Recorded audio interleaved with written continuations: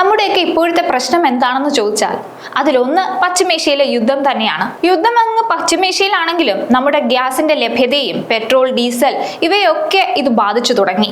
വീട്ടമ്മമാര് പോലും ഗ്യാസ് കിട്ടാതായപ്പോ ഈ യുദ്ധം എന്ന് അവസാനിക്കുമെന്ന് ചോദിച്ചു കഴിഞ്ഞു. അത്രമാത്രം സ്വാധീനം ഇറാനും അമേരിക്കയും തമ്മിലുള്ള ഈ യുദ്ധം വരുത്തിവെച്ചു. ഇപ്പോൾ ഒരൊറ്റ ചോദ്യത്തിനാണ് ലോകം ഉത്തരം തേടുന്നത്: എന്നാണ് പശ്ചിമേഷ്യയിലെ ഈ യുദ്ധത്തിന്റെ അവസാനം?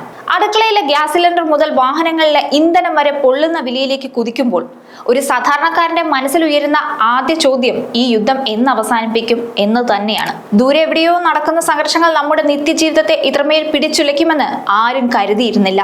എന്നാൽ ആധുനിക ആയുധങ്ങളുടെ മുഴക്കങ്ങൾക്കിടയിൽ നൂറ്റാണ്ടുകൾക്ക് മുമ്പ് എഴുതപ്പെട്ട ചില പ്രവചനങ്ങൾ ലോകം വീണ്ടും ഭയപ്പെടുകയാണ്. പ്രസിദ്ധ പ്രവാചകരായ ബാബ വാങ്കയും നോസ്ട്രഡാമസും 2026 കുറിച്ച് നൽകിയ ആ മുന്നറിയിപ്പുകൾ ഇപ്പോൾ സത്യമാവുകയാണോ? പശ്ചിമേഷ്യയിലെ യുദ്ധാഗ്നി മൂന്നാം ലോക മഹായുദ്ധത്തിന്റെ തുടക്കത്തിലേക്കാണോ പോകുന്നത്? ശാസ്ത്രം തോൽക്കുന്നിടത്ത് പ്രവചനങ്ങൾ നൽകുന്ന ആ ഞെട്ടിക്കുന്ന സൂചനകൾ എന്തൊക്കെയാണ്?